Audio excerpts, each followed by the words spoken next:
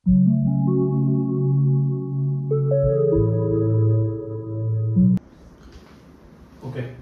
तो हमने last video में फैक्टर्स अफेक्टिंग रेजिस्टेंस पढ़ा एंड उसके अकॉर्डिंग हमने रेजिस्टिविटी का एक फॉर्मूला डेवलप किया था, राइट।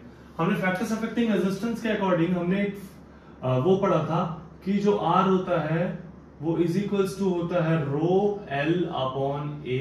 फिर हमने ये देखा कि रो जो होता है वो रेजिस्टिविटी होता है, तो रेजिस्टिविटी का हमने फॉर्मूला डेवलप किया था सारी चीजों को ट्रांसपोज करके, that is rho is equals to R A upon L, right.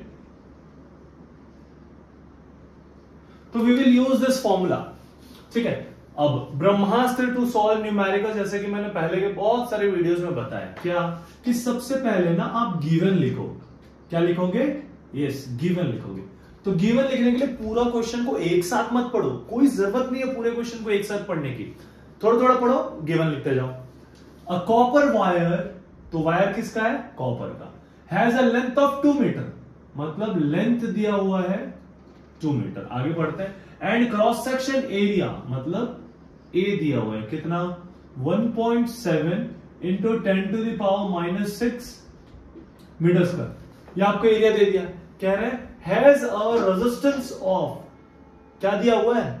Has a resistance of का मतलब क्या हुआ? क्या दिया हुआ है? क्या दिया हुआ है? रेजिस्टिविटी? अरे नहीं, सही बोल रहे हो, रेजिस्टेंस दिया हुआ है। तो R इज इक्वल्स टू क्या दिया हुआ है? 2 into 10 to the power -2 ohm. Calculate resistivity, तो resistivity is denoted by rho, ये आपको निकालना है। सो वी नो दैट, आप यहां पे डायरेक्ट फॉर्मूला लगा दोगे, वी नो दैट, क्या जो अक्सर आपको पता नहीं होता, खैर यहां पे पता है, ये है rho is equals to R A upon L, right. तो हम यहां पे रो की वैल्यू निकालेंगे। R की वैल्यू दी हुई है 2 इंटू 10 टू द पावर -2। किस में दिया हुआ है? R, ओम में। क्या रेजिस्टेंस का स्टैंडर्ड यूनिट ओम है? हाँ है, तो हमको ये यूनिट चेंज करने की जरूरत नहीं है, ठीक है। आगे बढ़ते हैं। एरिया आया 1.7 into 10 to the power -6 metre square. क्या एरिया का ऐसा यूनिट मीटर स्क्वायर है? क्या आपके टूथपेस्ट में नमक है? ऐसा तो क्वेश्चन नहीं था ना मेरा, खैर। तो ये हो गया 1.7 into 10 to the power -6, right. अब आगे देखते हैं, लेंथ की बात करते हैं। तो लेंथ इज अगेन 2 मीटर। क्या लेंथ का बेसिक स्टैंडर्ड यूनिट मीटर है? हाँ है, तो कोई चीजों को कन्वर्ट करने की जरूरत ही नहीं है।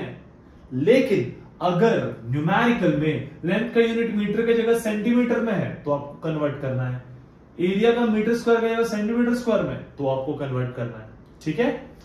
Okay, so it would be, देखो ये 2 से 2 चला गया, 1.7 इंटू 10 टू द पावर, एक के में -2 एक के में -6 है, तो लिख दो -2 -6, that is equals to 1.7 into 10 to the power -6 -2 will becomes -8, है ना। अब मैंने रेजिस्टिविटी का यूनिट क्या बताया था? रेजिस्टेंस का यूनिट होता है ओम, ए का मीटर स्क्वायर, इसका मीटर, तो मीटर से मीटर गया तो क्या बचा? ओम metre. So this will be the final answer. This is the resistivity of copper. यही पूछा था ना क्वेश्चन में, ठीक है। इजी है, बहुत इजी है। इसके बाद जो हम देखो सारे वैरायटीज मैक्सिमम इसके आएंगे। एक इसमें रेजिस्टिविटी में ना एक और वैरायटी है, वो क्या है? वो दिया हुआ है एरिया और लेंथ के रेफरेंस में। कहेगा, ये बहुत इंपॉर्टेंट सा होगा, वो हम नेक्स्ट न्यूमेरिकल में करेंगे। इसमें हम समझ लेते हैं, उसमें बोलेगा कि लेंथ को डबल कर दिया, एरिया को हाफ कर दिया, या एरिया को डबल कर दिया, लेंथ को हाफ कर दिया, तो बताओ न्यू रेजिस्टेंस क्या होगा, ठीक है। तो वो बहुत इंपॉर्टेंट क्वेश्चन है बोथ पॉइंट ऑफ व्यू से। तो एक वो वैरायटी है, एक ये वैरायटी है। इसमें क्या हो सकता है? एल पूछ सकता है आपको, रो आर और ए दे देगा, एल पूछेगा। ए निकालना होगा आपको, रेजिस्टेंस की वैल्यू दी हुई होगी, लेंथ की हुई होगी एंड रेजिस्टिविटी की हुई होगी, तो एक दूसरे की वैल्यू हम इससे निकाल सकते हैं। लेकिन अगर क्वेश्चन में एरिया और लेंथ का जो रिलेशन के टर्म्स में देगा, हम फॉर्मूला तो यही यूज करेंगे, लेकिन उसके पीछे कंसेप्ट है जो हमने देखा था फैक्टर्स अफेक्टिंग में, ठीक है। तो हम नेक्स्ट न्यूमेरिकल उसका करते हैं। Till then keep watching, thank you.